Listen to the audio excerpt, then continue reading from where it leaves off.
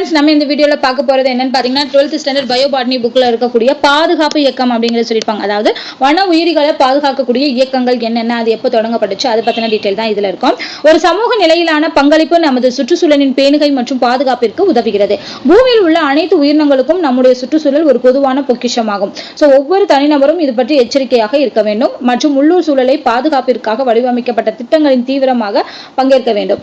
சுற்றுச்சூழலை பாதுகாப்பதற்காக நம்ம பல மக்கள் சேர்ந்து இயக்கங்களை உருவாக்கியிருக்காங்க. அப்படி பாத்தீங்கன்னா 2 இயக்கம், ஒண்ணு சிப்கோ இயக்கம், இன்னொன்னு அபிகோ இயக்கம் அப்படின்னு சொல்லக்கூடிய 2 இயக்கங்கள். இந்த சிப்கோ இயக்கம் பாத்தீங்கன்னா 1972ல இமயமலை பகுதியில் இருக்கக்கூடிய பழங்குடி பெண்கள், அந்த பழங்குடி பெண்கள் காடுகள் சுரண்டுவதற்கு எதிராக எதிர்ப்பு தெரிவிச்சாங்க 1972ல.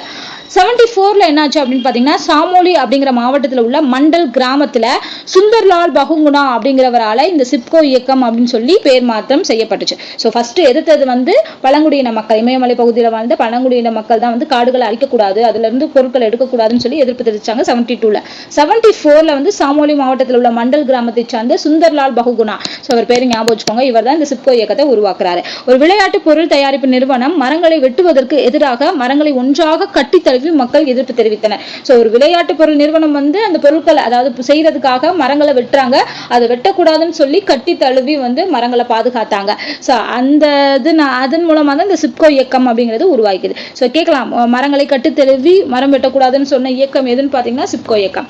அடுத்து இந்த இயக்கத்துல என்னென்ன அம்சங்கள் இருக்குன்னா, இது அரசியல் சார்பற்றதா இருக்கும், காந்திய சிந்தனைகள் அடிப்படையிலான தன்னார்வ இயக்கமாகவும் இருக்கும். அந்த சிப்கோ இயக்கத்தோட பிரதான நோக்கம் என்னன்னு பாத்தீங்கன்னா உணவு, தீவனம், எரிபொருள், நார் மற்றும் உரம், இந்த 5 முழக்கங்கள் மூலம் தங்கள் அடிப்படை தேவைகளுக்கான தன்னிறைவை ஏற்படுத்துது. 5 Fs சொல்லுவாங்க. ஃபுட்டு, ஃபோடர் தீவனம், ஃபியூயல்னா எரிபொருள், ஃபைபர்னா நார், ஃபெர்டிலைசர்னா உரம். இந்த 5 F அப்படிங்கிறதா சிப்கோவோட முக்கிய நோக்கமாயிருக்கு. அடுத்து அபிகோ இயக்கம். இந்த அபிகோ இயக்கமும் பாத்தீங்கன்னா காடுகளை மரங்களை வெட்டக்கூடாதுங்கிறதுக்காக தான். இமயமலையில உள்ள உத்தரகாண்ட்ல புகழ்பெற்ற சிப்கோ இயக்கத்தால் ஈர்க்கப்பட்டு கர்நாடகாவில் கிராமவாசிகள் தங்களுடைய காடுகளை காப்பாற்றுவதற்காக அதே மாதிரி ஒரு இயக்கத்தை, சிப்கோ மாதிரி ஒரு இயக்கத்தை உருவாக்கணும்னு தொடங்கினதா இந்த அபிகோ இயக்கம். இந்த இயக்கம் கர்நாடகாவில் சிர்சிக்கு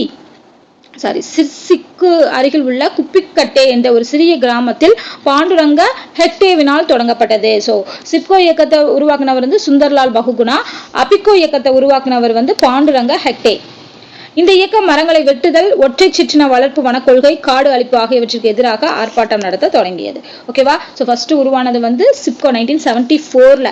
ஓகேவா? சுந்தர்லால் பகுகுணா, அபிகோ பாண்டுரங்க ஹெக்டே. இதுவும் ஞாபகம் வச்சுக்கோங்க, கண்டிப்பா அது கொஸ்டின் கேட்பாங்க, ஆல்ரெடி கேட்டிருக்காங்க. இதுவும் நம்ம எக்ஸாமுக்கு வரும்னு எக்ஸ்பெக்ட் பண்ணலாம்.